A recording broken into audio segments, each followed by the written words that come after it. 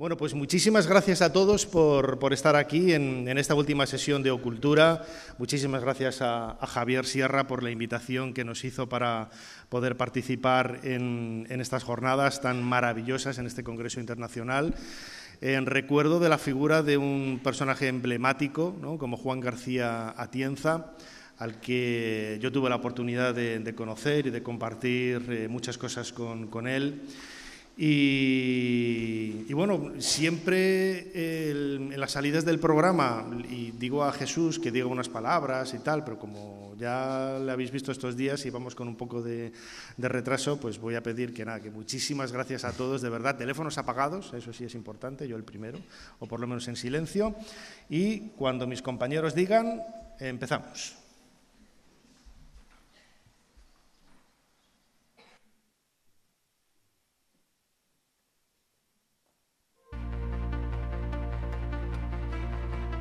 Ser Historia, Cadena Ser, con Nacho Ares. Yo tengo unas 3000 cartas que muchas de ellas me dicen, por favor, dígame dónde hay un curandero que me quite los dolores de riñones que tengo. Pero hay muchísimos también que han recorrido lugares que yo desconocía o que han recorrido los mismos que yo citaba, pero desde una perspectiva mucho más local, mucho más de ser una cosa suya, así como cuando yo la describía a lo mejor me refería más bien a algo que yo tenía poco que ver con ello, que había llegado allí, lo había visto, lo había analizado, me había marchado. Este no, lo tiene como cosa suya. En esas 3000 y pico cartas que tengo, por supuesto, hay un montón de cosas que todavía no he utilizado, tal vez lo utilice algún día, que me descubren a mí mismo, me han descubierto cosas que yo desconocía totalmente o que he llegado a conocer después.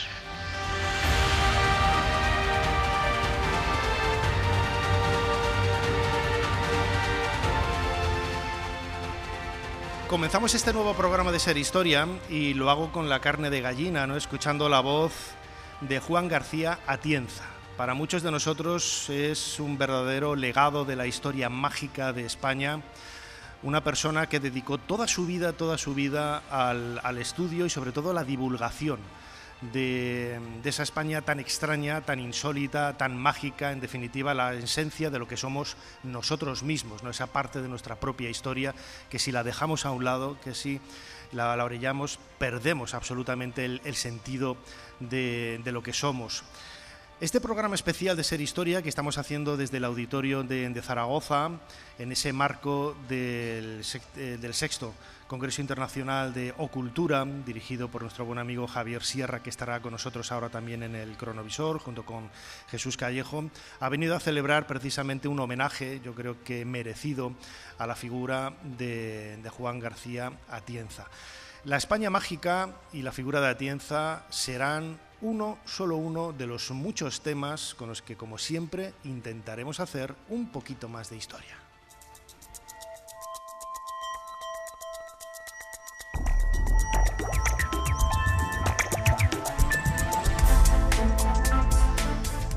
Bienvenidos a Ser Historia. Lo acabo de mencionar, estamos en Ocultura, este congreso internacional maravilloso que lleva ya 6 años celebrando Javier Sierra y que en esta ocasión, con la sede en Zaragoza, ha dedicado a la figura de Juan García Atienza, uno de los pioneros de la investigación y divulgación, compartir con el gran público esos misterios de la España mágica. Hablaremos también en este programa especial de Ser Historia hablando de historias de reliquias, vamos a hablar de la figura de Goya, vamos a hablar de un montón de temas relacionados, como digo, con ese marco histórico, arqueológico y cultural de la España mágica. Quería dar las gracias al Ayuntamiento de Zaragoza por toda esa ayuda prestada para la organización de Ocultura y al Gobierno de Aragón para que precisamente podamos hacer este programa de Ser Historia aquí entre tantísima gente en el auditorio de Zaragoza, a quienes les quiero dar las gracias y, como hacemos siempre, pues con un fortísimo aplauso. Muchísimas gracias, Zaragoza.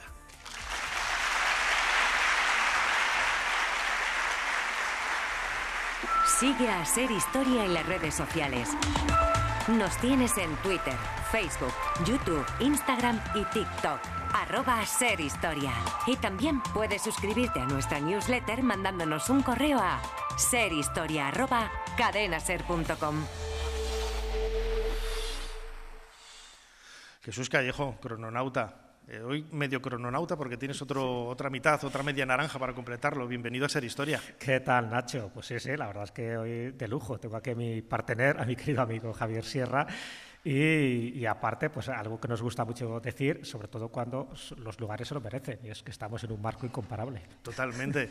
Javier Sierra, crononauta, el primero, el primogénito, el creador de esta idea que, bueno, pues luego pues por vicisitudes y circunstancias de la vida tuvo que dejarlo, pero siempre con el corazón y el alma muy ligado al cronovisor, ¿no? Desde luego, tal como lo dices, es como si me echaras siglos de historia encima, ¿no? Y así es lo que tiene. Claro, pero yo sigo manteniendo intacto el espíritu de viajar en el tiempo, de sumergirme en fechas del pasado que son significativas y de tratar de arrancarles, en fin, esa esencia que a veces no está en los libros de historia, pero que merece rescatar un programa como este que se dedica precisamente a la historia.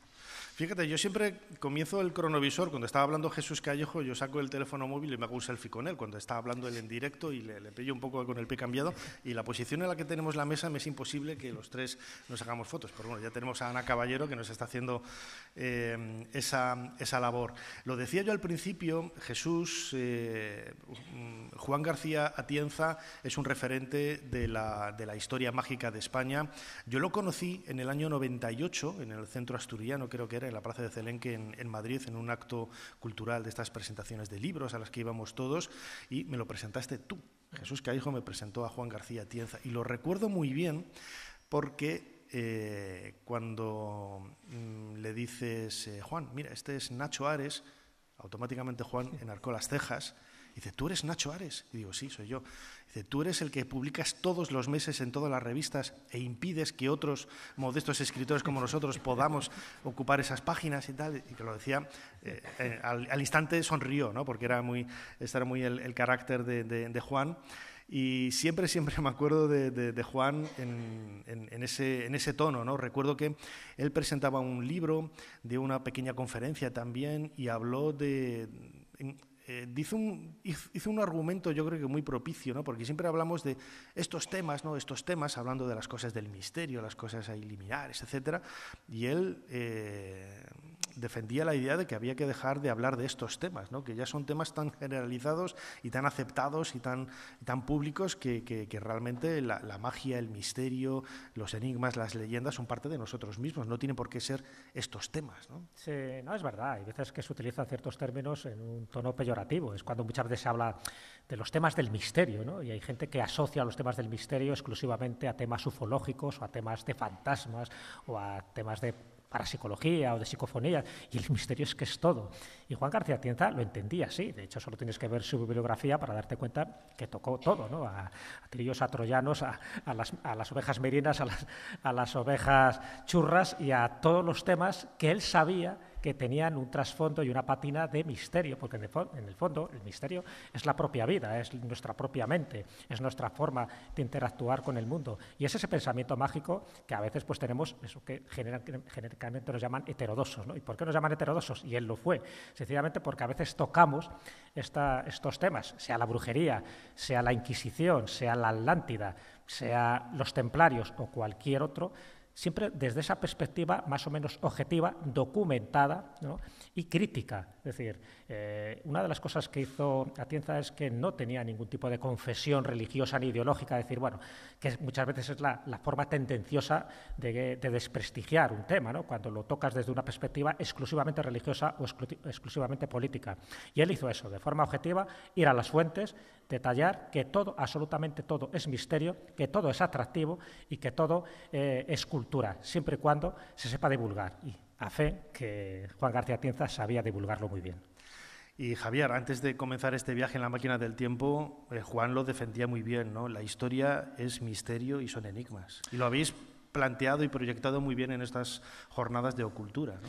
Bueno, es algo que entraba dentro del espíritu de ocultura. Ocultura es un neologismo que significa la cultura de lo oculto y que lo que trata es de reivindicar que estos temas son parte de la cultura y que de hecho no se entenderían muchas de las cosas que nos suceden si no atendiéramos a los sistemas de creencias, a las historias de milagros, a los lugares considerados mágicos que se convirtieron en foco de peregrinación y modificaron el curso de muchos pueblos, a muchas guerras que se plantearon precisamente por poseer una reliquia, o incluso a historias como la de la corona de espinas que hoy se venera en la Catedral de Notre Dame de París y que casi arruinó a Francia cuando pagó una millonada en la Edad Media por conseguirla, ¿no? Bueno, pues este tipo de historias Juan García Atienza las defendía muy bien y desde que se estrenó en las lides literarias con dos obras muy rompedoras, que fueron la primera y la segunda guía de la España mágica, yo creo que ahí en fin, nos enamoraron de su manera de contar el pasado y de hacernos ver que ese pasado está muy vivo en el presente. Muy bien, pues como siempre tenemos aquí delante de nosotros todos los aparatajes para esa máquina del tiempo. Jesús Callejo, que tienes ahí las teclas y los mandos a mano. ¿Cuál es la fecha que nos propones en esta ocasión? La fecha es el 7 de marzo de 1239.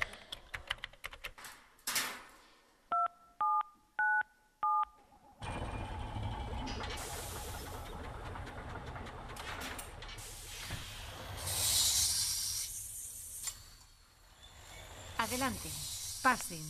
Javier Sierra y Jesús Callejo les están esperando junto al cronovisor.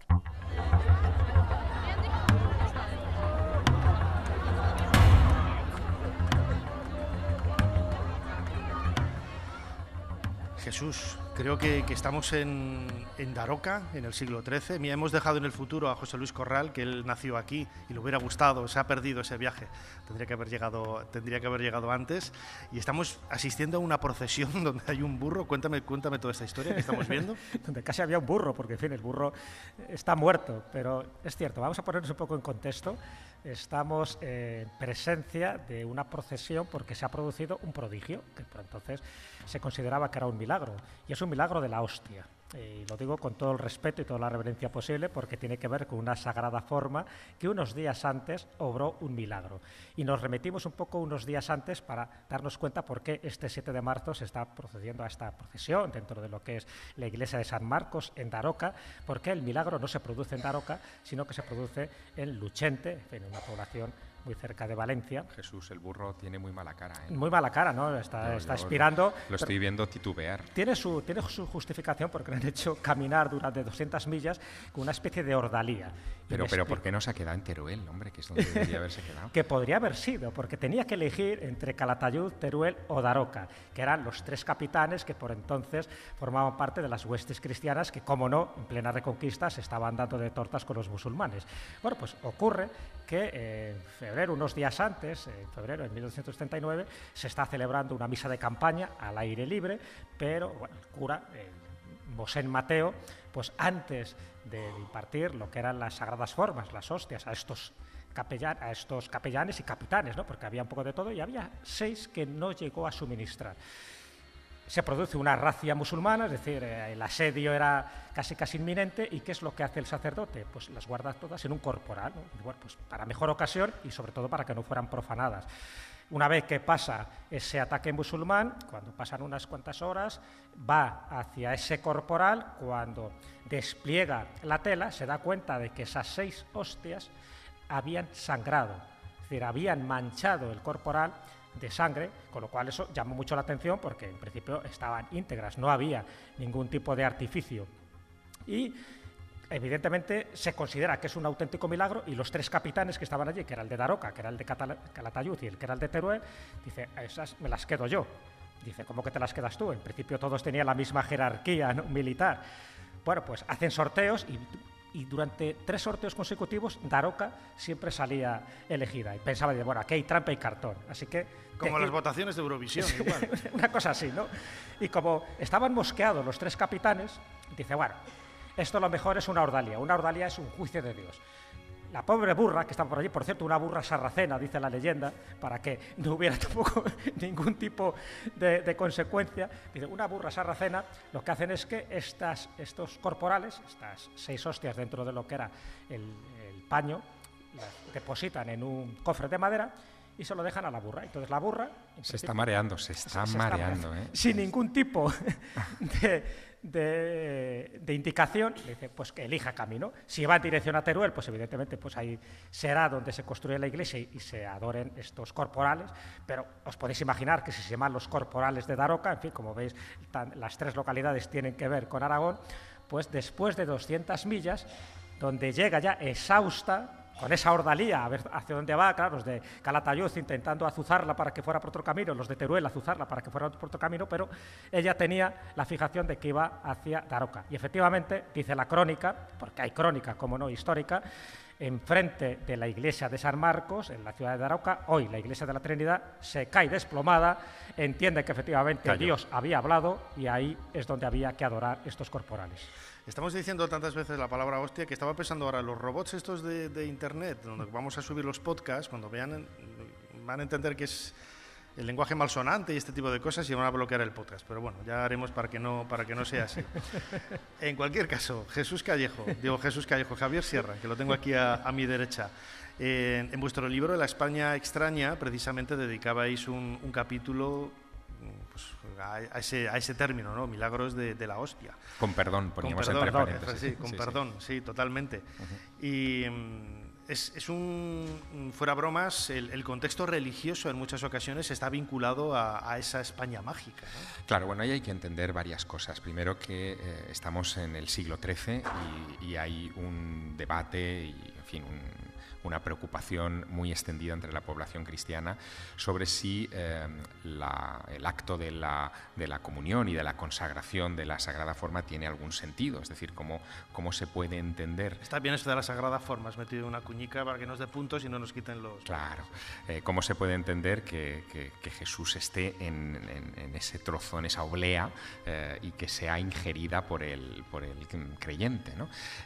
Así que la Iglesia necesitaba algún tipo de milagro o de hecho que reforzara que efectivamente se produce el milagro de la transubstanciación, es decir, que en el momento en el que el sacerdote consagra la oblea, ésta se convierte en el cuerpo de Cristo literalmente.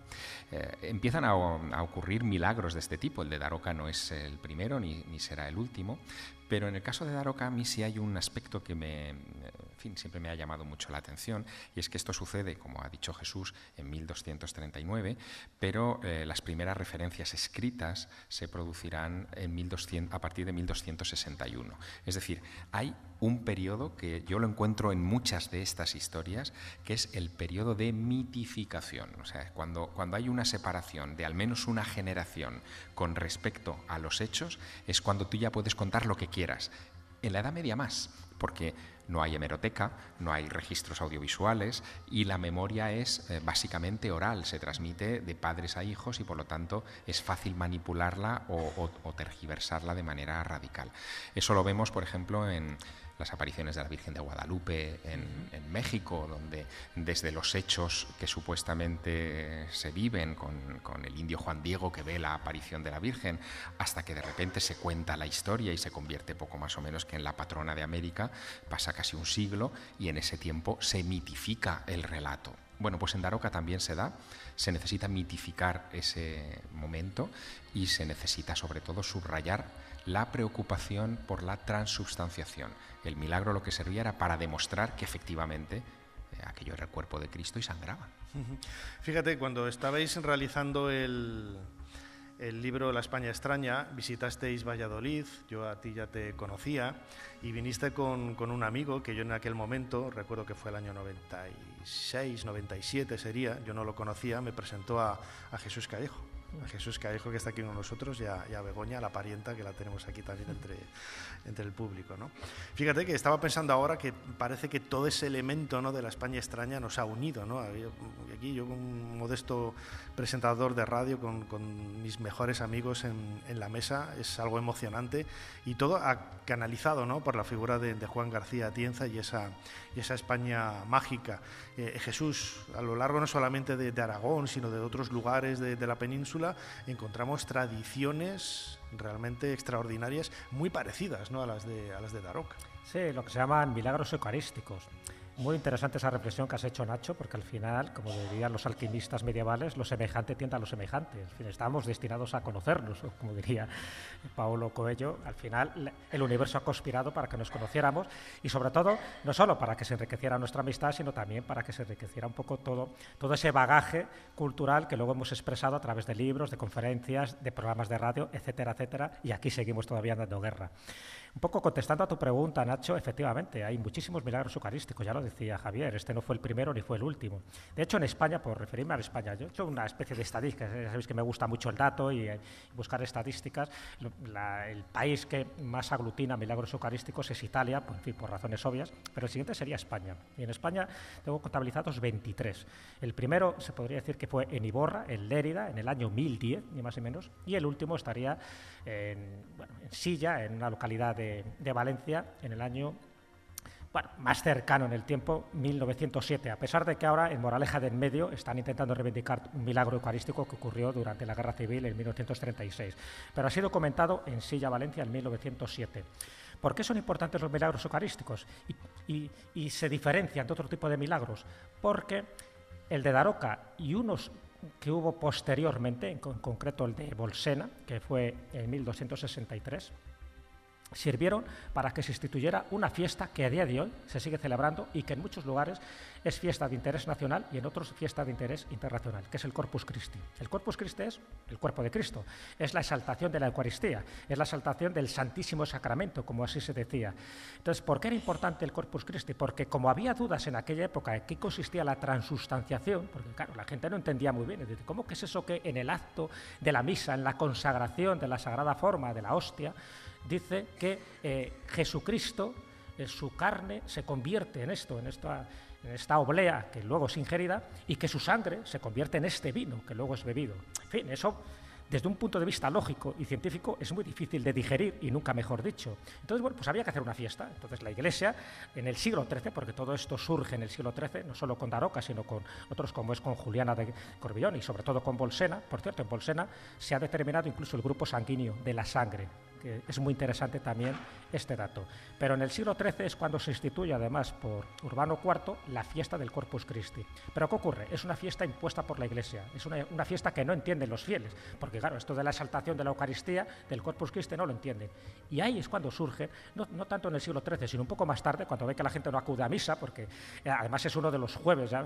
De los jueves más gloriosos, dentro de las fiestas móviles. Sabéis que en España tenemos fiestas fijas, como San Juan, por ejemplo, y fiestas móviles, como puede ser, evidentemente, la Semana Santa y como puede ser el Corpus Christi. Como la gente no entendía muy bien y no querían ir a misa, es cuando se crean las procesiones de gigantes, de cabezudos, de demonios, es decir, de danzantes, de música, de tamborines, que luego al final es prohibido porque se desmadra todo, ¿no? Como suele ocurrir, ¿no? En aquellas épocas. Pero cuando muchas de esas tradiciones surgen, tienen una raíz folclórica, endográfica y una tradición, surge precisamente con estos milagros eucarísticos. En el corte que hemos escuchado al principio del programa, que creo que no lo he comentado, que pertenecía al programa El Faro de Alejandría, de Canal Nou, de Fernando Sánchez Dragó, Juan García Atienza hablaba de esa interactuación, ¿no?, que tenía el autor, el investigador, con los lectores, con los seguidores, y que en muchas ocasiones les contaban historias, les contaban tradiciones, leyendas, momentos, ¿no?, un poco de esas investigaciones quizás más locales que quizás no habían trascendido, ¿no? Imagino, Javier, que a vosotros os pasaría lo mismo con la España extraña, no solamente... Bueno, es que siempre lo importante que es estar en el sitio, ¿no? O sea, está muy bien leer, está muy bien documentarse, pero estar en el sitio y ver las cosas por ti mismo te empapa de esa magia, ¿no? Bueno, La España extraña se publicó en 1997, no teníamos Google Maps en aquella época y decidimos crear un libro muy práctico, lleno de mapas, de referencias, de iconos. Fue García Atienza el que inventó los iconos correspondientes a distintos misterios para situarlos sobre los mapas de carretera, ¿no? Y que la gente supiera de camino a su destino qué misterios había en la ruta. Nosotros adaptamos aquello. El libro luego tuvo muchas vidas porque se fue reeditando y Jesús y yo lo fuimos actualizando siempre, y lo fuimos actualizando también en parte gracias a las comunidades comunicaciones de los lectores, ¿no? Porque ellos se ponían en contacto con nosotros a través de la editorial o a través de con algunos... cartas, ¿no? Con cartas, no, cartas. Los chavales, los millennials no sabrán que una carta, que es una carta, ¿no? Claro. Sabrán lo que es. Y a fecha de hoy, yo te diría que La España extraña es casi una app en papel para descubrir todos estos rincones, digamos, inéditos o poco conocidos o de poder en la geografía. Y es muy emocionante ver varias generaciones de lectores usando este libro. Jesús, hacíais también referencia a una etiqueta que luego ha quedado ya casi como un marchamo no solamente de ese libro, sino de una tipología muy concreta, ¿no?, de fenómenos que eran los objetos religiosos no identificados, los ovnis, ¿no? Sí, como arcones voladores, por ejemplo, ¿no? Es curioso, cuando empiezas a escarbar en las leyendas, te das cuenta de la imaginación, ¿no?, que tenían nuestros cronistas medievales, y que algún guionista de series de televisión o de cine pues debería un poco copiar cómo en aquella época, fuera verdad o fuera mentira, lo que era importante era asentar ese lugar como un lugar mágico. Cuando hablamos de un lugar mágico, un lugar sagrado, un lugar de peregrinación. Por eso se inventaron y se multiplicaron las reliquias, porque claro, había que colocar algo aquí fuera interesante. Y bueno, muchos de estos ovnis eran, aparte de estas sagradas formas volantes, que también hemos investigado algunas, incluso en una iglesia de Segovia aparece incluso la abertura dentro de la iglesia, ¿no?, en el motín de la trucha, cómo salieron por ahí directamente, o sea que ya es un milagro. Sigue el cartel puesto, y sigue Jesús. El cartel puesto, efectivamente, ahí en la iglesia de Santa María. Advirtiendo que por ahí salieron las hostias volando, ¿no? Sí, en un incendio que se produjo. Entonces, bueno, pues se chamuscaron muchísima gente, pero lo que no se chamuscó fueron las hostias volantes, que fueron además a un beaterio que estaba muy cercano allí. Pero lo curioso es que el muro se abrió para que pudieran salir volando, ¿no? Para llevar algo increíble, porque son leyendas que dejan huella, y la huella es esa prueba. Otra cosa es que te lo creas o no te lo creas, pero ahí tienes el cartelito. Y luego están los arcones voladores, que también vimos algunos, por ejemplo uno pues en la Candelaria, ¿no?, en Tenerife, en las Islas Canarias, ¿no?, de arcones de cautivo, que se decía que, en fin, que estaba presos en Berbería en general, que era la zona norte de África, y muchos de los presos que eran cristianos pues rezaban a su santo, a la Virgen, para ser liberados. Y se producía el milagro en fechas concretas, como la fecha de San Juan, tanto el cristiano como incluso el moro, porque también aparecían en una iglesia cristiana. Y entonces el arcón, junto con las cadenas, porque también el arcón iba revestido de unas cadenas y de un candado, incluso a veces con un gallo para que cantara si hubiera algún tipo de anomalía, pues todo aparece y desaparece, una especie de teletransportación, un poco como Santa Tramunda, que es una santa popular, no ha sido elevada a los altares, pero bueno, está en el monasterio de Pollo en Pontevedra. Es muy curiosa la historia suya, porque es la reina casi de la saudade o de la morriña, porque ella aspiraba, ¿no?, estaba prisionera en una prisión de Córdoba, aspiraba a estar en su convento de monjitas, y se produce el milagro. Bueno, pues la estatua, la historia, en este caso no arcón, pero la palma con la que le sirvió un poco de teletransportación, allí se mantiene. Entonces, todo este tipo de historias, ¿qué es lo que nos está indicando? Evidentemente que se están vulnerando las leyes del espacio-tiempo. Lo mismo pasa con las historias de bilocación o con las historias de levitación.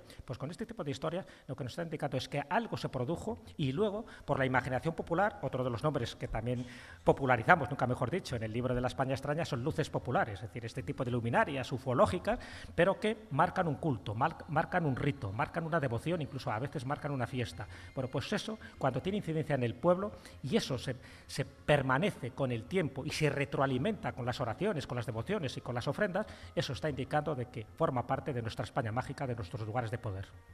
Qué importante, Javier, ya para ir acabando, el hecho de que, lo decía yo al principio, no podemos separar, no podemos dejar de lado estas tradiciones para comprender la historia en su conjunto, porque muchas veces los acontecimientos históricos van de la mano, ¿no?, de estas leyendas, de estas tradiciones. Algunos las tildan de forma tendenciosa, ¿no?, yo creo que muy ignorantemente, de supersticiones. Es cierto que son creencias, ¿no?, en muchos casos, pero marcan la identidad de una cultura, de una historia, de un estado, de un lugar, ¿no? Mira, una de las cosas que creo que han marcado este encuentro de Ocultura en Zaragoza es la presentación de un decálogo en el que 56 autores de libros sobre la España mágica nos hemos puesto de acuerdo para subrayar los elementos, los puntos, los ítems en los que reconocemos un lugar de poder o un lugar mágico. Más allá de las creencias, como tú decías, más allá del elemento supersticioso o del elemento más religioso o folclórico, lo cierto es que esos lugares existen, están perfectamente definidos en nuestra cartografía y en nuestra historia, y a veces dejan rastros incluso, por ejemplo, en los escudos de las ciudades, ¿no? donde vemos rastros de esas luces populares que mencionaba Jesús, como por ejemplo el escudo de Teruel. O sea, el escudo de Teruel es un toro con una estrella encima y remite a tiempos de Alfonso II de Aragón, cuando ven un toro caminando y moviéndose encima de él en plena noche una luminaria que no puede ser un satélite artificial de los de Elon Musk, ¿no? Tenía que ser otra cosa. Estamos hablando de 1171. Bueno, aquello es técnicamente un ovni, evidentemente, que queda reflejado en el blasón de la ciudad, pero incluso en la, digamos, en la etimología de los lugares, ¿no? Hay muchos pueblos o zonas que están marcadas con estas historias, ¿no? El Puerto de la Luz en Gran Canaria, por ejemplo, se llama Puerto de la Luz por las apariciones de unas luces extraordinarias en tiempos de la llegada de los españoles sobre la costa atlántica, o no sé, por ejemplo, Castellterçol en el Vallès, en Barcelona, ¿no? Castillo de los Tres Soles, marcada la fundación del lugar por la aparición de tres soles. No hay tres soles en el firmamento, pero ellos vieron tres soles sobre ese cielo y lo consideraron una señal de que allí debían levantar un asentamiento. Bueno, pues todo esto, claro que forma parte de la cultura, y claro que debemos atender a ello de una manera seria, rigurosa, de cronistas. Jesús Callejo, ya como conclusión también por tu parte, la España mágica, no seríamos nada si no hubiera España mágica, que también hay Francia mágica, Alemania mágica, Egipto mágico, León mágico, había que hablar sí o sí. Y todo ello son referentes, ¿no? que dan identidad propia a un lugar, ¿no? O sea, no podemos, lo que le preguntaba Javier, no podemos separar una cosa de la otra, ¿no? Sí, muchas veces ese es el error, ¿no? Que antiguamente caíamos más en la parte, vamos a llamarla, más mágica, más supersticiosa, más espiritual, y olvidábamos un poco también la parte científica. Luego, a partir del siglo XVIII, a partir del siglo de la razón, el siglo de las luces, pues bueno, intentamos que todo fuera más cartesiano, más racional, desligando o pasando a un segundo plano todo ese pensamiento mágico. Yo creo que la clave está en las dos cosas, es decir, saber un poco cómo pasa con nuestros dos hemisferios cerebrales, ¿no? El intuitivo y el más matemático o el más lógico. Pues lo mismo yo creo que es la perspectiva que deberíamos tener ante la vida. Ni reírnos de acontecimientos supuestamente milagrosos, que mira, esta gente se lo cree todo, mira esta reliquia, o mira pues esa toponimia. Es decir, caer en ese error, negarlo todo, ya sabes que es tan erróneo como creértelo todo. Entonces yo creo que hay que tener un pensamiento crítico, pero sin olvidar que nuestras raíces, pero no solo, como tú bien decías, las de España, las de Portugal, las de Francia, las de Indonesia, las de China, nuestras raíces tienen que ver con el mito, tiene que ver con la leyenda, tiene que ver con la tradición. Y ahí nos asentamos, porque son mitos fundacionales, son mitos de identidad, son mitos por los cuales el pueblo, junto con los símbolos, se reconoce y se identifica. Y entonces, si olvidamos eso, olvidamos una parte fundamental de nuestra historia, de nuestro pasado. Y si olvidamos eso, por supuesto, iremos como pollos sin cabeza por el futuro. Por lo tanto, tengamos siempre los pies en el suelo y la mirada en el cielo. Claro que sí, eso es un poco lo que defendía el bueno de Juan García Atienza, a quien hemos querido hacer un poco de homenaje en este inicio del programa especial de Ser Historia, en este marco de Ocultura, en Zaragoza, en el auditorio de Zaragoza, de la mano de los dos mejores crononautas, ¿no?, que se pueden tener. Jesús Callejo, nuestro crononauta oficial, ¿no?, ahora en las últimas temporadas, y Javier Sierra, que fue crononauta también al principio. Javier, Jesús, como siempre digo, muchísimas gracias a los dos por habernos ayudado a hacer un poquito más de historia. Gracias a ti siempre, Nacho. Ya sabes que a mí me tendrás la próxima semana, y no tanto a Javier, que seguro que estará por ahí en otra parte de la España mágica. Por eso es un privilegio inmenso haber compartido estos minutos de radio contigo, Nacho Ares. Muchas gracias.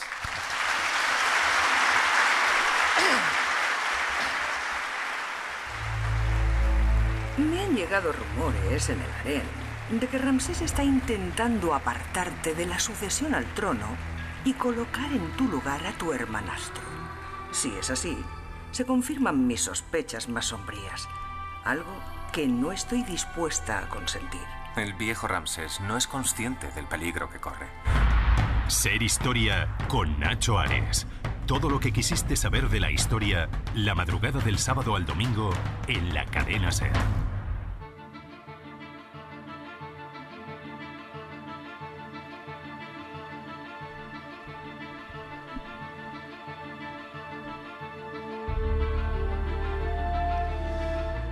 Continuamos en Ser Historia, en este programa especial que estamos haciendo desde Ocultura en Zaragoza, en el marco de este congreso internacional organizado por Javier Sierra, quien hemos tenido en los minutos anteriores en el cronovisor. Estando en Zaragoza, y gracias también a que este programa se hace gracias a la ayuda del Gobierno de Aragón, queríamos contar con el director general de Cultura de esta institución del Gobierno de Aragón, que es Pedro Oyoki. Pedro, bienvenido a Ser Historia. Muchísimas gracias por vuestra invitación y en nombre de todos los aragoneses y aragonesas daros las gracias por asomaros a nuestra tierra, que sin duda es un lugar mágico en todos los sentidos. Desde luego, tú vienes del mundo de la cultura, eres un político, no voy a decir que fuera del uso, pero por lo menos yo me consta, lo sé porque te conozco, que dominas y controlas el ámbito en el que te mueves, el mundo de la cultura y el arte. Y te lo decía antes, ¿no? Antes, cuando nos hemos conocido fuera de micrófono, y la primera pregunta que te voy a hacer es ¿cómo ven las instituciones toda esta historia del mundo mágico, legendario? Porque yo sé que algunos compañeros tuyos lo ven pues con cierto aburrimiento, con cierto desdén, y en cambio otros, ¿no? Por ejemplo, los que apostáis con proyectos como el que vais a hacer de Goya, etcétera, tendéis, ¿no? a pensar que realmente hay elementos mágicos que son muy propios, ¿no? Bueno, Aragón es un territorio legendario, es un territorio lleno de épica, una épica que silenciosamente muchas veces no la abandonamos nunca a los aragoneses. La Plaza del Pilar es un lugar que desde hace cientos de generaciones, miles de años, ha sido un lugar telúrico, señalado por todas las personas que han vivido aquí como un sitio que expresaba presencia sobrenatural, necesidad de encuentro, por personas que han vivido abrazadas a muy distintas culturas, y siempre ha permanecido ese símbolo. Y lo curioso es que ese símbolo no se debilita, sino que generación tras generación crece. La identificación de los aragoneses con ese espacio es multitudinario, incluso en tiempos tan inmediatos y tan veloces como los que vivimos. Es espectacular que un año como este, más de 500.000 personas, muchas de ellas ataviadas con trajes tradicionales de aragoneses, pasen por la Plaza del Pilar, pasen por la Virgen del Pilar, con independencia de su creencia, su ideología política, su nacionalidad. Ese símbolo sigue creciendo. Por tanto, como no vamos a estar atentos a que una parte de la cultura tiene un carácter esotérico y que expresa lo que de otra forma muchas veces los ciudadanos y las ciudadanas no son capaces de expresar. Es un vehículo, por supuesto, de expresión cultural, ¿cómo no? Desde luego que sí, y si en Aragón hay un referente desde el punto de vista artístico, es la figura de Francisco de Goya. Goya ha marcado también, no solamente por esos grandes retratos que tiene de la época, de finales del 18, comienzos del 19 sobre todo, los retratos de la Casa de Alba o de grandes personajes de la historia de España del momento, pero también como buen aragonés, ¿no? Tenía ese matiz mágico que le hizo pues sumergirse, ¿no? En mundos de brujas, de tradiciones, de magia, de leyendas. Absolutamente. En 1799 Goya realiza quizás su autorretrato más emblemático, el que todos conocéis. Si cerráis los ojos y pensáis en Goya, no penséis en el trofeo que se entrega como la máxima expresión del cine español. Pensar en su autorretrato. Es un autorretrato que él realiza mirándose a un espejo frente a un lienzo gigantesco con un sombrero de copa rodeado de velas. Es un autorretrato inquietante porque él, si algo fue como retratista, es que trataba de contarnos cómo era esa persona. Si pasáis por un museo y contempláis no el cuadro, sino a los espectadores que ven el retrato, veréis posiciones imposibles, donde los espectadores tratan de interpretar, de buscar qué era lo que transmitía Goya de esa persona. Respecto a Fernando VII es clarísimo. Goya no siempre fue igual de brillante, pero en ese caso es clarísimo. Cuando él se retrata a sí mismo, también transmite un mensaje. Y el mensaje de ese autorretrato, de cómo él se comprendía en relación con la magia, hay que entenderlo con otra obra del mismo año, también de 1799, El sueño de la razón. El sueño de la razón que produce monstruos si se abandona de ella, y si se abona de ella es la madre de todas las ciencias. Y Goya a ese pensamiento se encadena durante toda su vida. Él es un ilustrado, un hombre que cree que hay una posibilidad de que el mundo mejore. Él trata de impulsar ese pensamiento continuamente, pero cambia constantemente de opinión respecto de cómo eso se puede conseguir. Y a veces, Goya, que sobre todo era un relator, como buen aragonés era un hombre de pocas palabras. Aquí hablar de más está penalizado, los aragoneses somos así, como oradores somos discretos. Goya le acompañó toda su vida un pequeño cuaderno que se descubre en 1993, el famoso cuaderno italiano. Es un cuaderno donde él aboceta algunas de los elementos que van a estar presentes en sus obras más significativas. Y hay muy pocas palabras en este cuaderno, es un cuaderno desorganizado, también hay cuentas, hay páginas vacías, pero lo conservó toda su vida. De las pocas palabras que se contienen es la que dice Zaragoza, corazón, Zaragoza. Él se interpretaba muy de aquí en su forma de expresarse, algo que compartimos colectivamente, orgullosamente, todos los aragoneses. Además, qué importante es el hecho de que él como artista imprimiera en su lenguaje, en su forma de pintar, porque cuando tú ves un cuadro más o menos tienes la idea de cómo pintaba, puedes decir, bueno, pues este es de finales del 18, comienzos del 19, esto parece una pintura vinculada a Goya, ¿no?, por esa pincelada que tenía. Es algo que hemos perdido, ¿no? Pero muchos artistas, Goya lo hacía y bueno, pintaba, añadía símbolos en esos cuadros para poder interpretarlos o para utilizarlo, no voy a decir como un mensaje oculto, no, va mucho más allá, ¿no? No es la idea de esconder un significado en un cuadro, no es manifestar una idea a través de una serie de símbolos, ¿no?, que marcan, que bueno, representa artísticamente en un cuadro, ¿no? Goya es inquietante, y es inquietante porque él, como relator, es radicalmente sincero con su forma de pensar y utiliza los elementos mágicos cada vez que él atraviesa una crisis en el mundo en el que vive. Él se daba disgustos enormes y era muy temperamental, esto está bien documentado. En esas crisis él recurre a los elementos mágicos para expresar su desconfianza en el mundo que vive. Y ese es quizás el elemento más adictivo que tiene. Esto que os propongo es solo un juego, pero quizás sea verdad. Gabriel García Márquez, cuando describe qué es el realismo mágico, cuenta que es una forma de contar cómo es el mundo en el que vive, un mundo que él quiere que se exprese muy popularmente, pero introduciendo elementos sobrenaturales. Esto crea una nueva forma de escribir que a todos hoy nos sigue deslumbrando, la literatura latinoamericana expresada a través del realismo mágico. Pero Goya pintando ya se adelanta 200 años a esa idea. Él introduce elementos sobrenaturales en su forma de expresarse. Cada vez que tiene una crisis en el mundo en el que vive, no la puede expresar de otra manera y la vuelca así. Por eso, cuando a veces su ocultismo se trata de expresar de una forma inentendible, creo que no es verdad. Creo que hay una forma de expresarse muy racional, muy enfadada con el mundo que vive, pero que no encuentra otro vehículo. Y eso pasa porque él es aragonés. Y me encanta contar esta historia. Goya es quizás el mayor mito de la pintura por esta razón. Y lo es también porque era un genio a la hora de componer sus cuadros, de realizarlos. Su técnica pictórica es extraordinariamente avanzada. Pero esto se sabe bien, esto ya se ha contado mucho. No quiero incidir en eso, porque eso se puede ver en Madrid.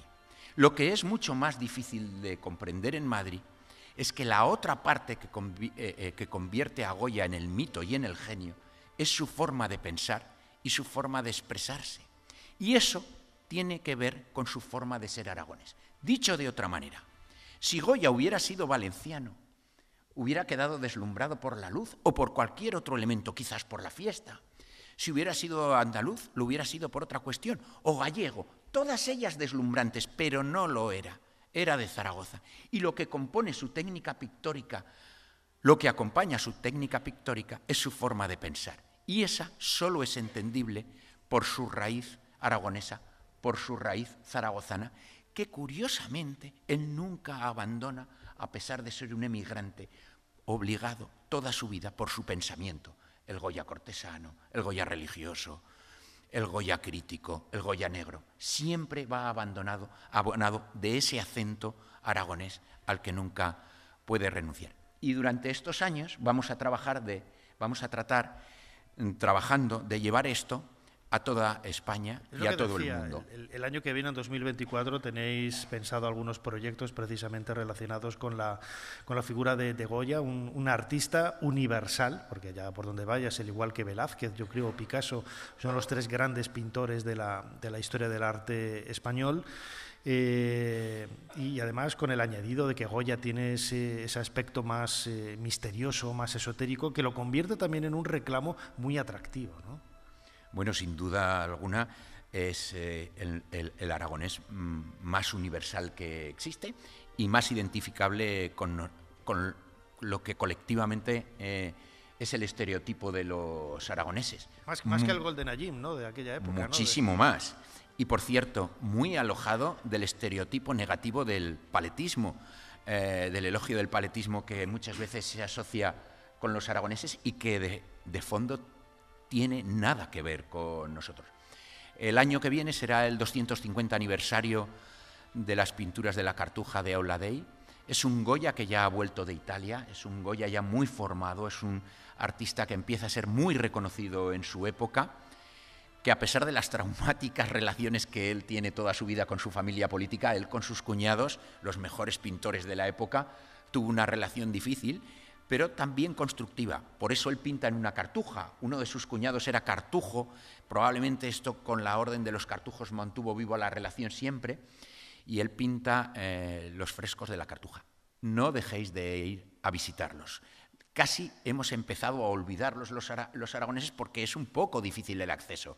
Cuesta un poco llegar, no podemos olvidarlos porque es la obra mural de Goya más grande y más importante. Ya empieza todo esto, sus símbolos, incluso en esa pintura religiosa, ya empiezan a apuntarse como él marca elementos simbólicos que no están relacionados con la parte principal del cuadro, el protagonismo de las mujeres, que son muy, muy importantes en la vida de Goya y en su obra, que empiezan a marcarse.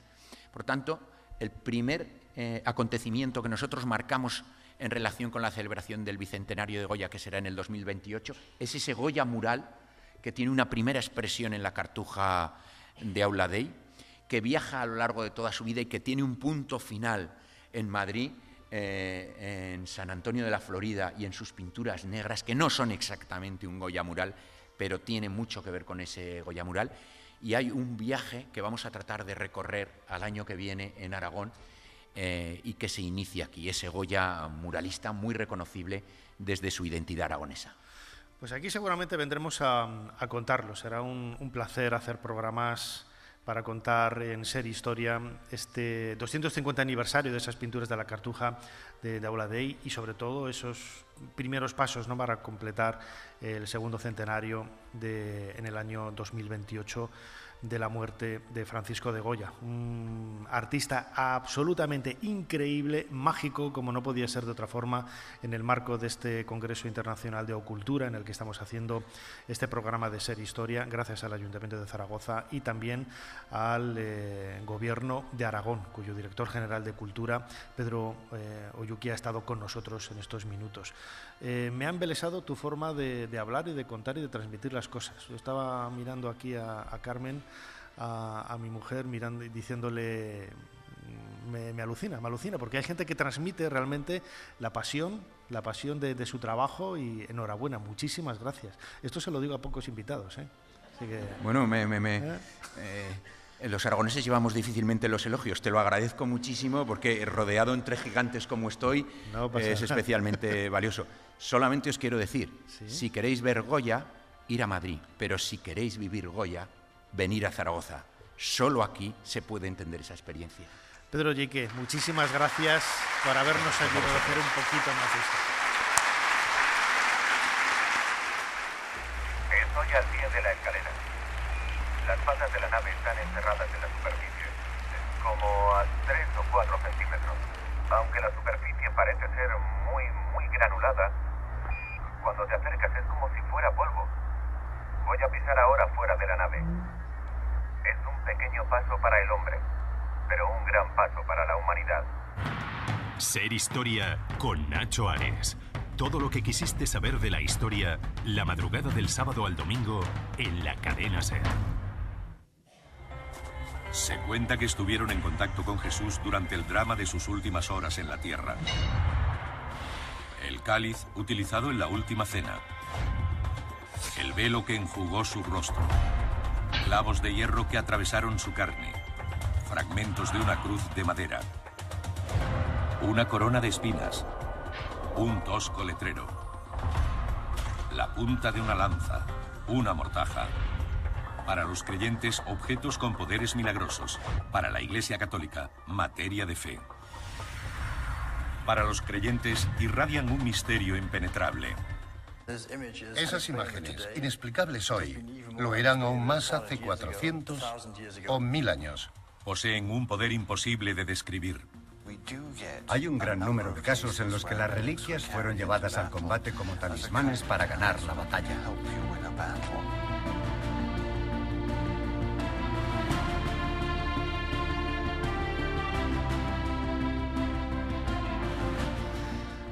Comenzamos este nuevo bloque de Ser Historia en este programa especial que estamos haciendo en Zaragoza en el marco de Ocultura, las sextas jornadas, el sexto Congreso Internacional de Ocultura, dirigido por mi buen amigo Javier Sierra, que nos ha recibido aquí con los brazos abiertos. El tema de este año era la España mágica, ¿no? Y yo creo que en un tema tan atractivo no podíamos faltar. Hemos estado hablando de muchos aspectos de esa España mágica, de la figura de Goya, y uno de los invitados muy especiales, porque también es buen amigo y nos conocimos en un viaje a Egipto hace casi 2 décadas, anda que no ha pasado el tiempo. Desde luego que ha participado, ¿no?, en este congreso de Ocultura, hablando de un tema del que escuchábamos ahora un fragmento, ¿no?, Descifrando la historia, ¿no?, Reliquias de la Pasión, un documental de Canal Historia, hablando precisamente de esas reliquias, que es un tema del que nuestro invitado Juan Eslava Galán es muy conocedor. Juan Eslava, bienvenido de nuevo a Ser Historia. Un placer estar aquí, Nacho, un placer. Acabas de publicar La Revolución Francesa contada para escépticos con Planeta. Ya te invitaremos en otra ocasión dentro de poquito para hablar de ello, aunque seguramente en la Revolución Francesa también hubo ir y venir de reliquias y de temas religiosos. Ahora te preguntaré. Las reliquias nacen con el deseo quizás de querer tener algo físico, ¿no?, de la figura de Jesús o de los santos, ¿no?, algo pues casi prácticamente inaccesible o intangible, ¿no? Sí, efectivamente. La reliquia siempre te da acceso al poder de la persona, sea Jesucristo o sea un santo, y obviamente por ese motivo pues funciona como un talismán. Pero hay que tener en cuenta que reliquias de Cristo no puede haber por una razón muy sencilla.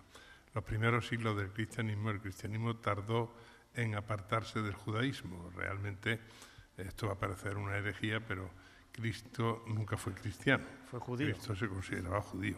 Claro, luego Pablo es el que amplía un poco el horizonte y ya hace que esa doctrina de Cristo sea ampliable al resto de la humanidad.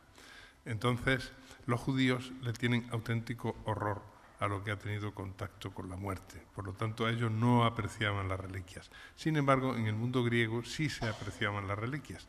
De hecho, en las ciudades-estado griegas siempre se ponían bajo la advocación de un héroe fundacional y siempre se suponía que tenían allí la tumba o tenían el escudo de Hércules o tenían, no sé, la maza de Hércules o el escudo de un héroe, del héroe fundacional de la ciudad. Cuando el cristianismo se hace más amplio, entonces empieza a tomar contacto con reliquias, pero claro, obviamente, después de unos siglos, reliquias de Cristo no se pueden buscar, ¿no? Así que se inventan. Y entonces, pues, ya sabes, Santa Elena fue a Jerusalén, hizo excavaciones. Mucho tiempo después, casi 4 siglos. Sí, madre del emperador, es decir, nadie le tosía, el obispo a su servicio, y rápidamente aparecieron todas las reliquias de la cristiandad, y además se fundó entonces lo que ahora existe, evidentemente, el Santo Sepulcro, que es una especie de Disneylandia donde se contiene toda la pasión de Cristo, se contiene el sepulcro, el lugar donde se crucificó, todo. Tú publicaste hace tiempo el fraude de la Sábana Santa y las reliquias de Cristo, un libro extraordinario donde, bueno, a mí me abrió los ojos, ¿vale? Ya no es que no fuera un creído o descreído, ¿no?, de la Sábana Santa, ¿no? Pero sí que es cierto que apuntabas una serie de detalles, no solamente de la Sábana Santa, sino de otros aspectos relacionados con la historia de las reliquias de Cristo, pues con ese humor tan brillante que te caracteriza, ¿no? Y que a mí me pareció un libro divertidísimo y sobre todo con el que se aprendía un montón de cosas, ¿no? Y muchas de esas reliquias, además, hablando de esa España mágica, contamos con ellas en España, ¿no? Sí, efectivamente. Bueno, tenemos, por ejemplo, del velo de la Verónica, se supone que hubo 3 copias, por eso es la patrona de la fotocopiadora y de la reprografía, la Verónica, y 3 copias, una en Alicante, otra en Jaén y luego la de Roma, que es la Fetén. Así que tenemos muchísimas, tenemos una pluma del Arcángel, tenemos suspiros de María, tenemos absolutamente en el Escorial hay Felipe II era un coleccionista compulsivo y entonces pues allí reunió quizás 7.000 reliquias, cada una con su relicario, que ahí está lo curioso. Es toda una página de la historia del arte, son los relicarios, que son auténticas obras de arte de orfebre. Lo comentabas ahora, ¿no? Hay muchas reliquias, podríamos decir, la Sábana Santa, ¿no? Tiene su misterio, tiene su aquel, cómo se hizo, etcétera, etcétera, etcétera. Yo creo que es una obra medieval, aunque no deja de plantear problemas, ¿no?, cómo se pudo haber hecho. Pero esa, por ejemplo, es más tangible o más creíble, entre comillas, ¿no? Pero hay otras que son absolutamente grotescas, ¿no? Como lo decías ahora, pues plumas de arcángeles y de ángeles, el prepucio de Jesús. Hay algunas 14, que son... 14 prepucios. Bueno, el padre que es Dios, obviamente, dotó generosamente a su hijo. 14 prepucios. Y muchas de ellas, insisto, son muy grotescas y a uno le cuesta pensar, ¿no?, cómo nadie en la Edad Media o tiempo después no se ha hecho preguntas, ¿no?, sobre ello y hay gente que sigue creyendo y sigue marchando, que la fe es muy respetuosa. Y yo, mira, antes decías, por ejemplo, lo de Jerusalén. Yo he estado varias veces en Jerusalén y es cierto que ese Disneylandia que tú dices, el recorrido que se hace de la Vía Dolorosa, etcétera, hasta el supuesto Calvario, el Santo Sepulcro, etcétera, etcétera, etcétera, nada nos hace pensar que realmente sucedió algo allí, ¿no? Pero el hecho de que durante casi 1500 o 2000 años haya habido gente que lo haya creído y siga acudiendo con esa fe, lo convierte en lugares mágicos, ¿no? Sí. En lugares muy poderosos. Completamente de acuerdo. Uno siente cierta congoja cuando está en estos lugares porque la concentración de fe es tal que tú lo presientes por una cuestión de fortaleza espiritual. Yo creo que las reliquias son muy respetables. Es decir, que la gente crea en las reliquias han sido un consuelo a muchos cristianos y eso me parece perfecto. Contra lo que yo estoy es contra que te obligan a creer en ellas. Es decir, por ejemplo, si uno cree que la Sábana Santa envolvió el cadáver de Cristo y eso te sirve para sublimarte espiritualmente, me parece estupendo, ¿no? Lo que no me parece tan estupendo es que se inventen una historia y que nos quieran hacer creer que aquello estuvo en contacto con el sudario de Cristo, o es el sudario de Cristo, ¿no? Esa es la cuestión distinta, ¿no? Creamos o no creamos. Pero yo respeto personalmente las reliquias. Por ejemplo, yo soy de Jaén. La joya de Jaén es la catedral. Y la catedral se hizo porque allí estaba la cara de la Verónica. De lo contrario, pues no se hubiera hecho, o se hubiera hecho una cosa mucho más pobre. No había peregrinación para ver el Santo Rostro, ¿no? Es decir, que el impacto de las reliquias en el arte es muy importante y eso hay que tenerlo en cuenta. Y además como objetos de poder, lo decías antes, pero han provocado incluso guerras, ¿no? Y desencuentros entre ciudades, entre familias, entre absolutamente todo por el poder, ¿no? que evoca cada una de estas reliquias, que quien se cree que el poseedor de ellas pues tiene una serie de poderes y de energías muy vitales. Acceso al poder que te da la reliquia. Esto es, no es solo una idea cristiana, es también una idea pagana. Tú tienes acceso, por ejemplo, los romanos tenían en el templo de Júpiter Capitolino, claro, ellos creían en los dioses, creían en sus dioses, pero los pueblos que conquistaban también tenían dioses y se los llevaban todo al templo de Júpiter Capitolino, que era una especie de banco de reliquias y de imágenes. ¿Por qué? Porque de ese modo captaban la energía de los dioses de otros pueblos. Es decir, que por eso te digo que esto tiene una lectura también muy respetable. Siempre que no, obviamente, que no nos dejemos convencer de que eso... Luego hay reliquias que son verdaderas. Es decir, que estamos diciendo, las de Cristo son todas falsas. Pero la de San Juan de la Cruz, Santa Teresa, esos son reliquias verdaderas. Sí. ¿Por qué? Porque ya esos son de una época en que incluso estaban esperando que se murieran para hacerlos reliquias, ¿no? Para desguazarlos. Así es que, claro, obviamente eso sí son reliquias verdaderas. Hay incluso, ahora que decías de Santa Teresa, que ella estuvo viviendo, estuvo un tiempo en Pastrana, en Guadalajara, donde vivía la princesa de Éboli.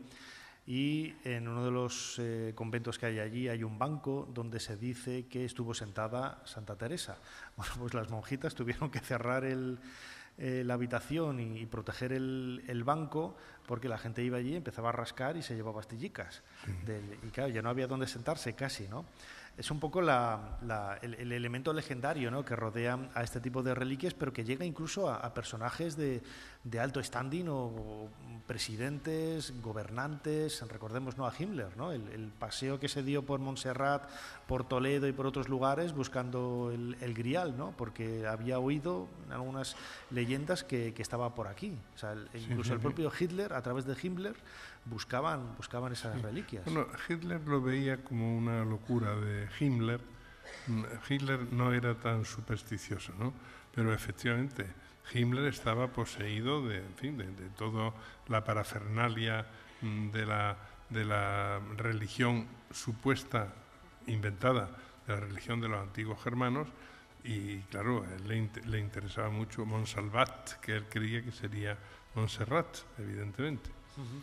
De toda esa selección, si recuerdas algunas de las más singulares, más curiosas, yo recuerdo el comienzo del libro con esa religiosa, ¿no?, tomando la comunión, con el prepucio de Cristo. Me parecía una historia realmente brillante. ¿Cuáles son las más extrañas, las más insólitas que te has encontrado? Bueno, si nos ponemos a pensar en reliquias insólitas, hay auténticas maravillas. Hay barro del que le sobró a Adán para hacer el primer hombre. Sí, hay barro de Adán. Está el velo de la Virgen, la túnica de Jesús, los pañales de Jesús. Hay varios pañales. Había uno, por cierto, en la Catedral de Lérida que desapareció en la guerra. Aprovecho por si alguien lo tiene, que lo saque. Y, es decir, hay reliquias que son absolutamente increíbles. Un saco de muelas de Santa Oria. Porque, sí, en algún momento le dolían las muelas a un rey y se hizo traer las muelas de Santa Oria y se juntó un saco. O sea, algunas de ellas de asno, con un tamaño que eso no podía caber en la boca de la santa, ¿no?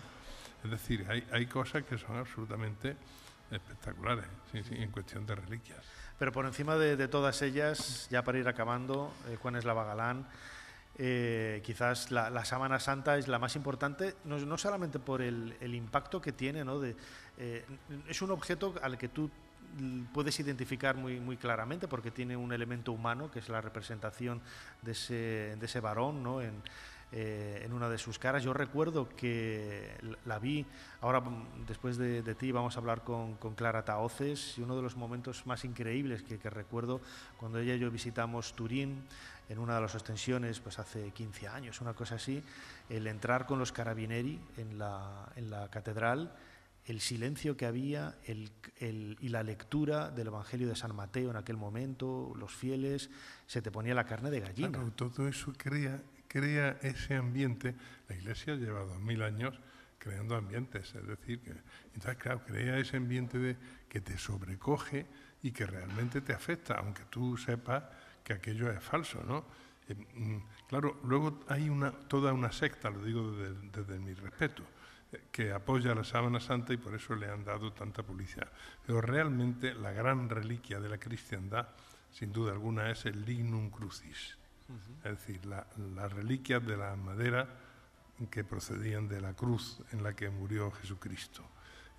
Por cierto, el trozo mayor lo tenemos en Santo Toribio, aquí también en España, ¿no?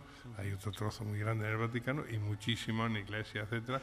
De hecho, ayer lo comentábamos, o antes de ayer, comentábamos que la principal causa de deforestación de Oriente Medio fue la fabricación de reliquias con la cruz de Cristo. Sí, se ha especulado mucho, ¿no? Con la idea, se ha exagerado, yo creo, ¿no? Que decían que se podían hacer no sé cuántos barcos con... Yo creo que es un poco exagerado, pero realmente hay un buen puñado de ellas. Y bueno, no es más que un marchamo, ¿no? de una identidad, en este caso el cristianismo, que se extendió y se expandió con estos pequeños elementos de credo y de poder, ¿no? Que eran las reliquias. De ellas hemos estado hablando en los últimos minutos aquí en Ser Historia, de la mano de mi buen amigo Juan Eslava Galán. Última pregunta, ahora que veo de nuevo el título de tu último libro, La Revolución Francesa, contada para escépticos, publicado por Planeta. En la Revolución Francesa también hubo ese tira y afloja, ¿no? Entre creyentes y no creyentes. ¿Alguna reliquia tuvo su papel en aquella revolución? Hay una reliquia muy importante que era el santo óleo. El santo óleo que ungía a los reyes de Israel, que era aceite. Había una vasija en Francia, una vasija pequeñita, con la que se ungía a los reyes franceses. Esa vasija los revolucionarios la quebraron a martillazos en un acto público para que se viera que ya abjuraban del cristianismo y se pasaban a la diosa razón. Por cierto, en la reciente coronación del príncipe Charles, vimos toda la ceremonia, excepto en un momento pusieron 4 sábanas porque iban a desnudarlo de cintura para arriba, supongo, porque no vimos nada, porque pusieron 4 sábanas para ungirlo con el aceite sagrado. Y la coronación la hace sobre la piedra en la que apoyó la cabeza. Es un trono, pero debajo del trono está la piedra que es escocesa, la piedra donde apoyó la cabeza Jacob cuando tuvo el sueño de la Scala Dei. O sea que las reliquias nos viven y están presentes incluso en esto. Son fantásticas, no hay que renegar de ellas, hay que renegar, pero no hay que renegar, ya me entendéis. Es un poco lo que hemos estado intentando explicaros en este último bloque de Ser Historia, aquí junto a nuestro buen amigo Juan Eslava Galán. Juan, como siempre, muchísimas gracias una vez más por habernos ayudado a hacer un poquito. Un placer. Un placer.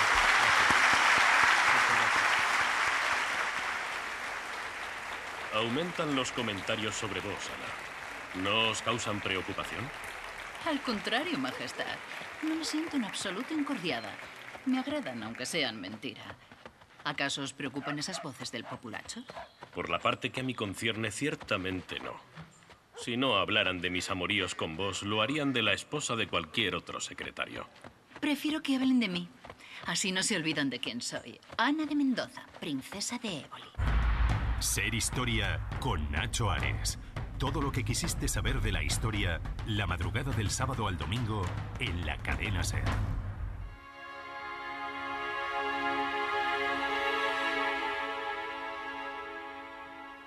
¿Qué es la magia? La magia no es más que el conjunto de creencias y de prácticas que responden a la convicción que el ser humano tiene de que es capaz de controlar los procesos naturales, ya sea modificándolos, ya sea completándolos, a través de cierto tipo de técnicas o de conocimientos. Eso significa una cosa, que no tiene por qué ser forzosamente que la magia haya sido algo que esté antes de la religión, de la ciencia o del pensamiento racional.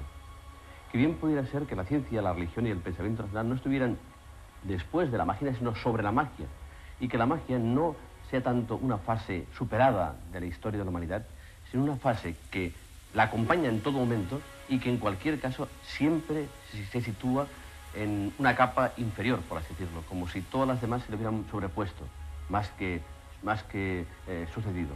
Y eso quiere decir una cosa muy sencilla, que no creo que sea diseñable la posibilidad de pensar que el pensamiento humano no es que haya sido mágico, sino que no pueda ser más que mágico, y que de una forma u otra todas las operaciones que el pensamiento humano ejerce sean de una forma u otra siempre mágicas.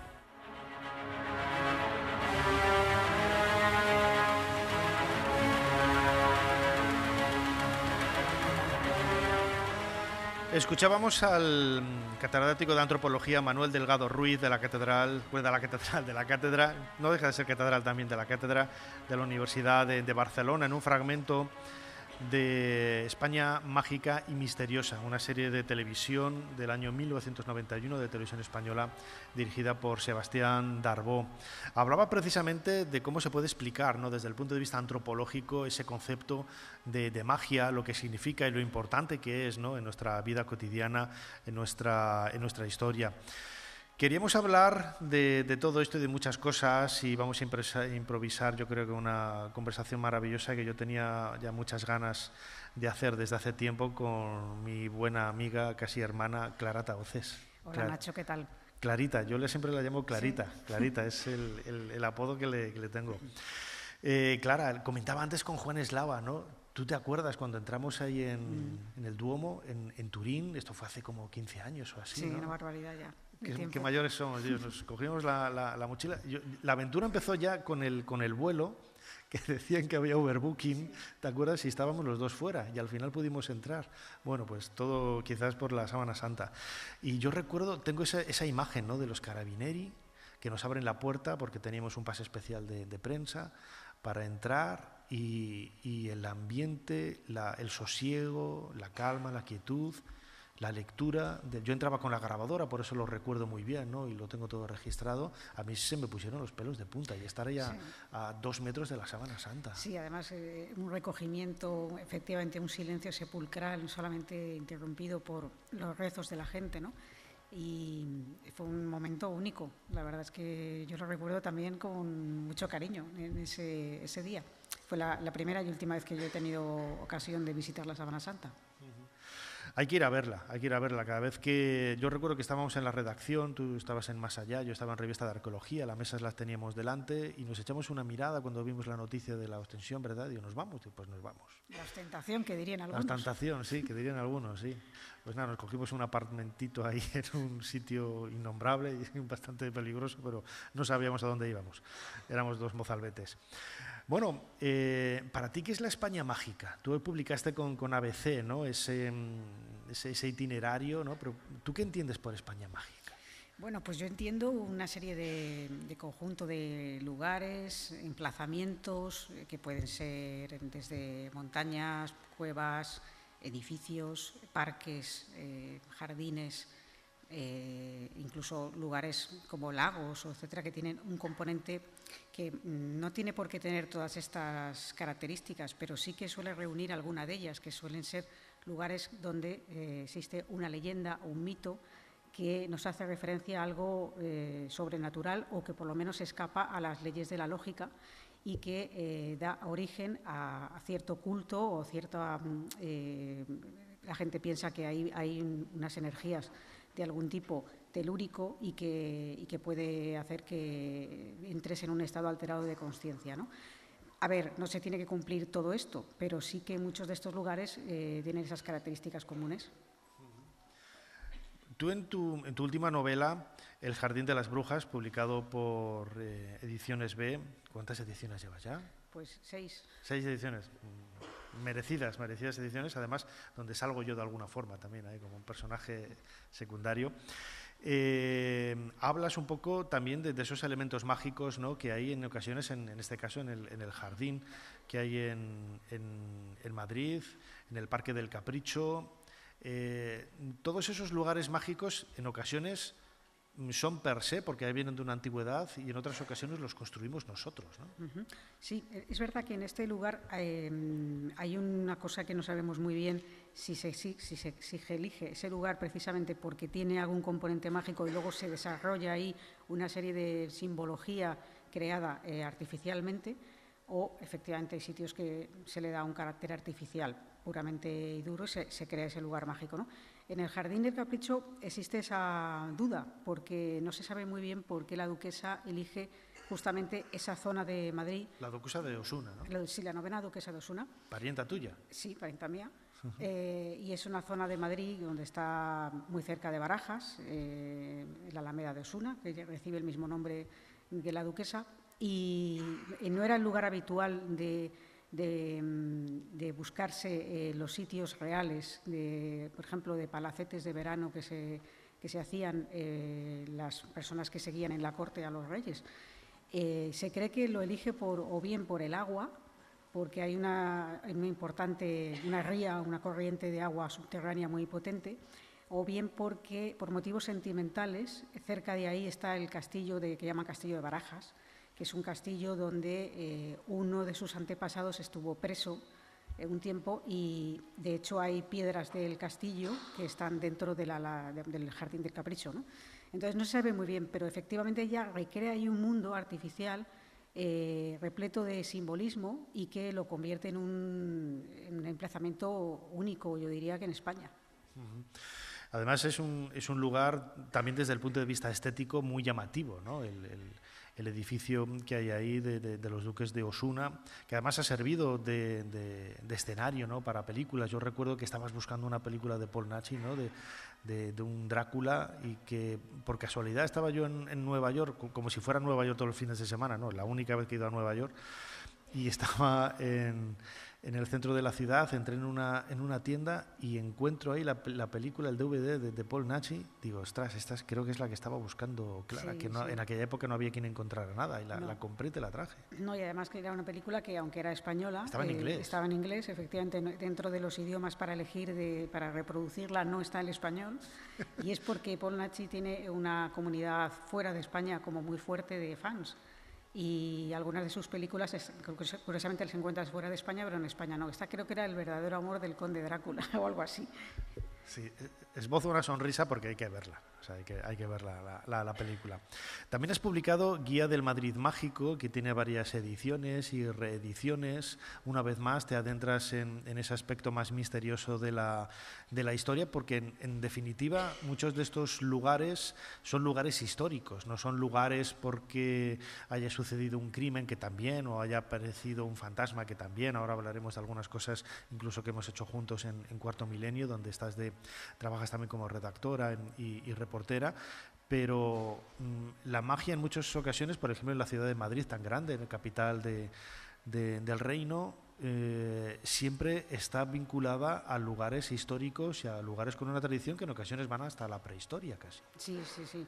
De hecho, mira, acabamos de celebrar hace poquito el Día de la Patrona de Madrid, el 9 de noviembre, que es la Virgen de la Almudena. Y la historia de la Virgen de la Almudena, de la patrona de Madrid, es totalmente una historia mágica detrás, legendaria, y muy difícil de creer si nos atenemos a la historia pura y dura, ¿no? Pero un poco la leyenda lo que viene a decir es que antes de la llegada de los musulmanes, los cristianos deciden esconder sus imágenes por miedo a que se produjera un tipo de mancillamiento o alguna cosa así. Y llega un momento que esconden también la Virgen de la Almudena, que no se llamaba así en ese momento, que pasan los siglos y cuando se produce la Reconquista nadie se acordaba de dónde estaba. Y entonces deciden hacer una procesión rogativa para que aparezca. Si no, decidirán tirar la muralla entera de Madrid hasta que aparezca. y al pasar por el depósito de grano, que en árabe, bueno, es almudid, pues justamente uno de los cubos de la muralla se desencaja, se abre y aparece la imagen de la Virgen con unas velas encendidas que habían dejado 300 años atrás. Ríete de Iberdrola. Sí, ¿eh? claro. Mejor poner unas velicas ahí, ¿no? Bueno, pues precisamente por eso es que se celebra la fiesta de la patrona de Madrid el día 9 de noviembre, y una cosa que, fíjate, que tiene una tradición fuerte y que es seguida por mucha gente, tiene unas raíces mágicas importantísimas. Además, es un tema que también has seguido muy de cerca, ¿no? Porque te interesa, y a mí también, todo aquello relacionado con apariciones más fantasmagóricas, más espectrales. Tienes un libro maravilloso de Casas Encantadas también, siempre con ese trasfondo histórico. Recordemos, por ejemplo, ¿no? el testimonio de Plinio el Joven, ¿no? Hablando de ese fantasma de Atenas hace casi 2000 años, en donde yo lo he utilizado varias veces dramatizado en Ser Historia, y la gente cuando lo escucha por primera vez se cree que está escuchando algo de una narración gótica del siglo XIX o más moderna, ¿no? Y no, es de hace 2000 años, ese fantasma arrastrando la cadena, el ruido, etcétera. Son arquetipos, ¿no?, que han quedado en esas descripciones desde la antigüedad hasta el presente, y en muchos casos quedan plasmados en ese tipo de lugares, ¿no? Sí. Vamos, esas historias pues vienen sucediendo desde siempre, no es algo nuevo. Sí que es verdad que ahora pues están en auge en el sentido de pues que hay programas como Cuarto Milenio, ¿no?, que a lo mejor visitan esos sitios y entrevistan a los testigos y luego realizan una serie de pruebas allí, pero los testimonios son en todas las épocas, en todos los países, y, o sea, no solo España, evidentemente. Lo que pasa es que en España pues tenemos un amplio catálogo de casos de supuestos hechos que vienen casi siempre a través de un hecho luctuoso, que es que tiene una base histórica que se ha producido en el pasado, como un crimen o una muerte trágica, etcétera, que de alguna forma los testigos, sin conocer la historia del lugar, aprecian manifestaciones, supuestas manifestaciones, que les da que pensar que están relacionadas con esa historia trágica. Además, yo recuerdo el reportaje, no recuerdo ahora el pueblo donde fue, en Burgos, que estuvimos en un torreón, sí, grabando también la aparición de... Bueno, no conseguimos ver a la mujer, ¿no?, pero se aparecía allí Covarrubias, en Covarrubias, efectivamente. Ahí estuvimos grabando para Cuarto Milenio un reportaje. Siempre son lugares, no necesariamente cementerios, en absoluto, ¿no? Son palacios, son castillos, son palacetes, son edificios normales que guardan ese recuerdo mágico, a lo mejor de generación en generación, o incluso se ha perdido. Lo que lo convierte en más extraordinario es que llegue una persona que no conoce nada de la historia de ese lugar y de pronto se lo encuentra, ¿no? Y luego cuando le cuentan lo que ha pasado allí, quizás relaciona la historia, ¿no? Claro, eso es lo más extraño, lo más chocante, o lo que nos hace plantearnos realmente que puede haber algo de realidad en toda esa situación, y es el que la persona muchas veces desconoce la historia del lugar. Es después, cuando ya le han sucedido una serie de manifestaciones, y cuando se entera de que esas manifestaciones que está viviendo o de la forma en que las está percibiendo tienen muchísimo que ver con algo que ocurrió en un pasado remoto y que tuvo en jaque a sus moradores durante un cierto tiempo, que incluso se hayan marchado de ese lugar. Se han marchado y han llegado otros moradores que no conocen en absoluto esa historia, y se vuelve a repetir otra vez todo el proceso. A veces es un hecho luctuoso, o a veces también una injusticia, ¿no?, que se quiere remediar con el paso del tiempo. Sí, historias silenciadas que no se han dado a conocer en su momento, o que fueron injusticias con personas concretas que vivieron allí y que, bueno, pues tuvieron la desgracia de caer en el olvido, que nadie rescatara eso y no se hiciera esa justicia, y de alguna forma como si clamaran desde el otro lado diciendo, bueno, estoy aquí, no me he ido, ¿no? Ya para ir acabando, Clara Tahoces, este Congreso de Ocultura está, ¿no? Nosotros somos la última actividad del mismo, dedicado, ¿no?, a la figura de Juan García Atienza. Tú fuiste la última persona, creo que, en entrevistarle. Y yo guardo muy buenos recuerdos de él, ¿no? de esa España mágica a través de todos sus libros. A mí me interesaban especialmente aquellos que hacían alusión a cosas, ¿no? del siglo XVI, ¿no? Recuerdo especialmente cuando yo estaba trabajando con todos los temas de la princesa de Éboli, pues él sacó ese libro, ¿no? de la cara oscura o la cara olvidada, ¿no? de Felipe II, ¿no? Y me pareció un libro brillante, ¿no? Juan fue un polímata, ¿no? pero dedicado sobre todo a esa España mágica y sobre todo un divulgador extraordinario. Sí, para mí es un referente absoluto en el tema. Evidentemente nosotros, todos los que hemos escrito sobre la España mágica o nos hemos dedicado, ya sea en programas de radio, en podcast o en artículos, a la España mágica, hemos bebido de las fuentes de Juan García Atienza de manera indudable y además con muchísimo acierto. Es decir, sí que es verdad que los trabajos de Juan no eran sencillos de seguir porque estaban en un nivel alto y a veces hablaba en un lenguaje casi clave, ¿no? Pero lo que lo convertía en algo más atractivo, sí, quizá, más ¿no? atractivo por descubrir esas claves ocultas dentro de la propia historia que estaba contando Juan. Y yo tengo muy buenos recuerdos de él. La verdad que esa última entrevista que le realicé, pues me habló de una manera mucho más personal de lo que era su vida fuera de los libros, aunque también se habló de los libros, evidentemente. Y para mí es una figura fundamental del siglo XX en España en la cuestión de todo lo que tiene que ver con la magia, las tradiciones, la mitología, la simbología y toda la cara oculta de la historia.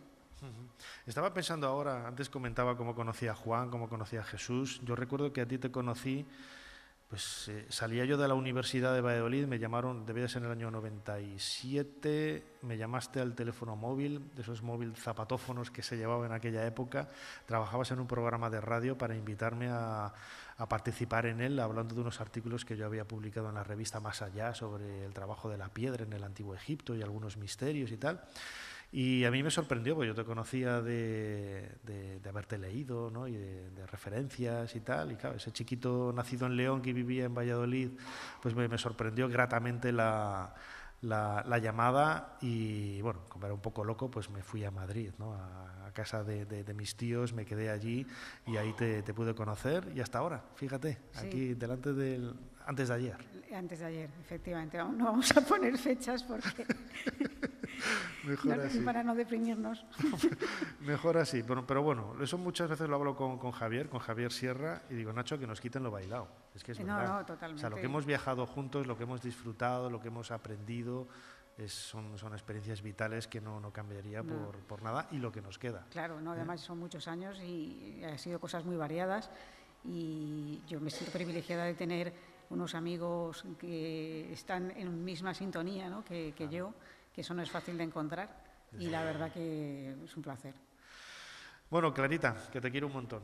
Igual, muchísimas gracias por habernos ayudado a hacer un poquito más de historia. Gracias a vosotros, Nacho.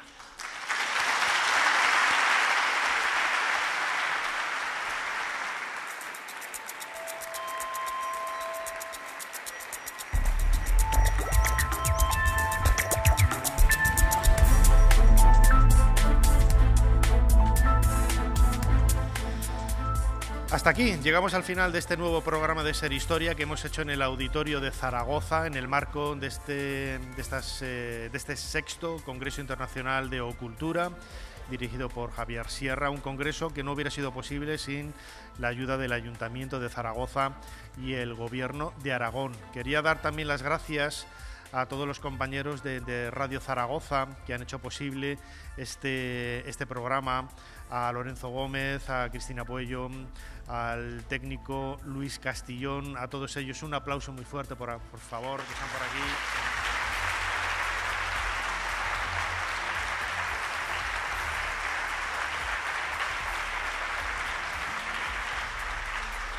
Y luego, como siempre, Fermín Agustía estando en la producción del programa, Ana Caballero controlando las redes sociales, un aplauso para ella que la tenemos aquí delante.